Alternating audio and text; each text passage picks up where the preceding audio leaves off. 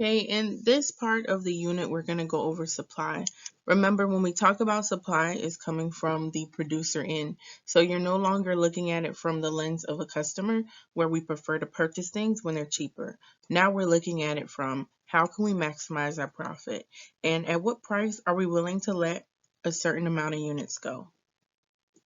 Now, just to recap from demand, remember the law of demand says when a price goes higher, the quantity demanded goes down, not the demand. Remember, the demand is not measured by the price, only the quantity demanded is measured by the price. And the inverse, if the price decreases, then we can assume that the quantity demanded will increase. Remember, this is the law of demand, and you want to make sure when you apply the law of demand and the law of supply, make sure that you consider your P's and Q's. You consider the price and you consider the quantity, and know that those two are always related. When considering a demand curve, to look at the law of demand as it being represented through a curve, you want to make sure you're always considering the price and the quantity. So we notice that the higher the price, when the price is $3 for a slice of pizza, the quantity is 1. But as the price drops to $1.25, we know that the quantity is 8. So because of this, it's showing us that when the price is higher, the quantity demanded is lower, and then when the price is lower, the quantity demanded is higher. So this tells us that we're referring to the law of demand.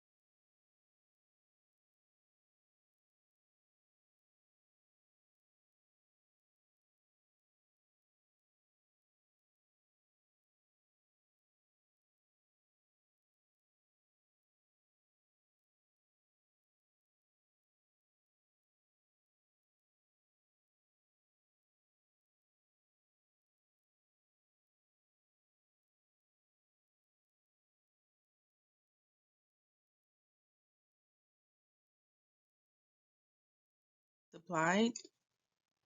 Right, as we look at this supply curve, remember it's called a supply curve. Let's go ahead and view a few things. The first thing we see is price, and we also see the quantity. So we see this is done within the thousands. This is actually an example of a individual supply curve as opposed to a market supply curve. But when you look at this, if we look at the range between $9 and $6, all it's doing is showing you where most people are projected to fall. So most suppliers are willing to produce the quantity of whatever, 3,000 units at the price of $9, and then 2,000 units at the price of $6. At this point, you will be losing money. At this point, the price will be relatively too high, and you may be left with a surplus.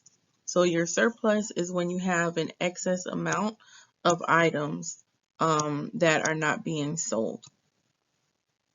And a shortage is typically when you don't have enough. But you want to make sure as a producer that you're not really experiencing a surplus. So this will be a good place to be as a producer. Okay, so if we look at this question, let's look at it and try to figure out what the correct answer is. All other things equal, producers will supply more if option A, profits can be increased, Option B, prices charged can be decreased. Option C, prices charged can be increased, or option D, A, and C. So the correct answer for this will be option A. Producers will supply more if their profits can be increased. Ultimately, remember the main goal of a supplier is to maximize their profit. Okay, in class, we went over the factors that actually have an impact on supply. So again, it's the producer expectations, government policies such as taxes and subsidies, technology, complement goods, the number of sellers, and input costs. We discussed this in class when we talked about cereal. However, it is also on the board, so feel free to take a picture and when you enter class and make sure that you can use it in your notes. Okay, now I would like to explain how some of the factors or the determinants of supply, meaning the factors that happen or factors that occur, which determine what we do with the supply, work. And in that, I'll also be going over the meaning behind it. So the first one is a producer expectation of future lower prices or future higher prices. So if we think about the hurricane, right? We know that typically as a supplier, you know that you need to supply more water, make sure more units are delivered to stores in an area that may experience a natural disaster. In that case, you necessarily don't want to decrease the price, especially if it's a necessity, because remember, although you're assisting with the natural disaster preparedness, your main goal is also to maximize profit. However, sometimes suppliers will slightly lower their prices in order to make sure that they provide a service for everyone if they're going to experience some type of natural disaster or other issue or challenge in society. The same will fall true to lowering of prices if an item is no longer in demand. So for the first one, if we look at this from any aspect, but let's say that the chemicals that were once used to preserve grass, if we consider a lawn service, are now considered to have traces of carcinogens which would potentially cause cancer. In that case, if something's going to cause a health risk, then you would assume with that specific product, it may be purchased less from any lawn service agency because, again, they don't want to cause harm to the greater population. Also, as a business owner, you will want to market that to make sure that you kind of set yourself apart from others. So you would say like plant-based products only, non-animal tested products. You're going to highlight whatever the ethical standard is to try to set yourself apart from others. So that would be an example of producer expectations. As it relates to government subsidies, that actually is housed under government policies. So a subsidy is just money that's given from the government to the producer. So you're trying to increase your production on soybeans or corn. So the government recognizes that, or maybe they need more corn produced to later convert into natural energy. So the government will give you a amount of funding to help you with your production. So if they give you more money, it's less money coming out of your pocket to make more of whatever the product is. So in turn, you would increase more. Technological improvements definitely help us to increase supply. We see this happening through assembly lines or automation of services or shutting down businesses and allowing items now to be produced online. Typically, most businesses within the 50s, really going into the 60s, but 60s through 90s, early 2000s was primarily based off of foot traffic, meaning individuals going to a store and physically buying an item. But because of technology and larger corporations like Amazon, who have really cornered the market, you no longer have to leave your home or leave your bed in some cases to purchase items. So you can still interact with the product market in the marketplace without physically leaving your door or leaving your home to go out and purchase it. So because of technology, it allows businesses to increase the demand because they realize they're going to have a higher volume because now more people will have access. So previously, the accessibility of products will be based on the location of the business and who lives around the business and who typically frequents the business. So if less people come into your store during certain hours of the day, they're considered the non-peak times. So you wouldn't supply a lot of a certain unit because you may understand during a certain day of the week, people are going to visit your store less frequently. But when you turn to e-commerce, electronic commerce, buying online, then the supply has to be fulfilled, and sometimes you're unable to meet the demand because the demand was much higher than you expected. So that would definitely cause an increase in supply.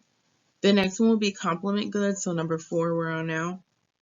Complement goods and the prices related to it. So you have the lawn service, the lawnmower itself, the electric lawnmower is costing one price, but because of new tax policies and subsidies that have been tariffs, that have been placed on rubber that we may be importing from another country, now the belt that goes on the lawnmower has increased in price.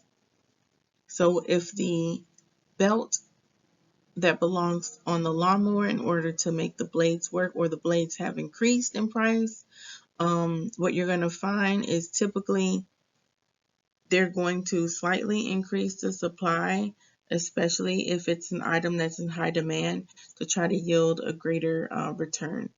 The increased number of sellers, you want to make sure that you understand it's a little different. You do want to limit the supply depending on what it is. But in most cases, you're going to increase the supply because you realize the demand is there. So the next tool you would use to set yourself apart from other businesses is coming up with a really dynamic marketing and advertising plan to make sure that your business highlights and supersedes any other businesses selling the same product. And then the last will be if you have a decrease in the items that are needed for you to produce. So let's say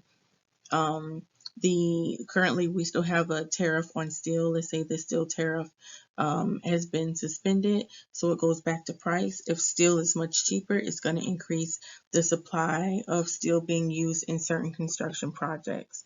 So in turn, that will allow the increase in supply to happen.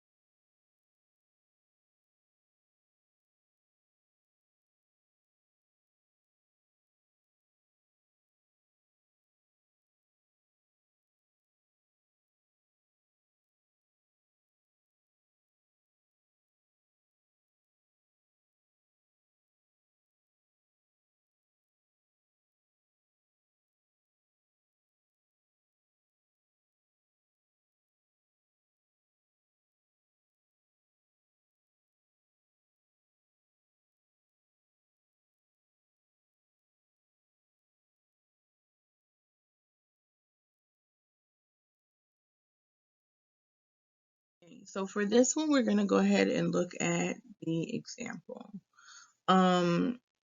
So the first one is saying the government of Argentina adds a subsidy to their soybean collection. So I'm going to give you a minute to think about what a subsidy is. They add a subsidy.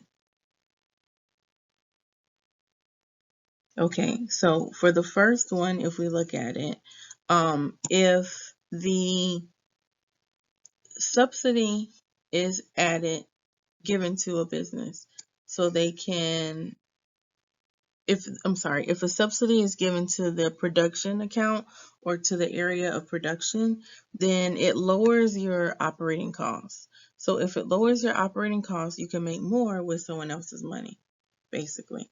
So if you can make more with someone else's money, then you're going to produce more. So that's why we're going to have a shift to the right. And a shift to the right just means there's an increase in supply. Now, if we look at the second one, the government of Ethiopia adds a new tax to coffee production. So let's say the demand for coffee has increased, which typically it still happens from other countries because of the type of bean they use or the way the bean is harvested. So because of this, they notice we have more people that are importing it, so let's slightly increase the price a little bit on the tax end. If that happens, then it's going to cost you a little bit more to produce. So if the taxes go up, it increases your operating costs. So that's why we're going to have a shift to the left or a decrease in supply. And the reason why is because it's now more expensive. So I want you to write down those notes and consider that. And then in the next portion of Canvas, after you finish taking your notes, you're going to answer a few questions where you'll have to identify the law of supply, law of demand, and tell me what would increase or decrease. What would happen? Would there be an increase or a decrease in supply, or a decrease and an increase in demand? So go ahead and take a minute to review your notes after you've written them down. You must do this part first before you can move on to the question.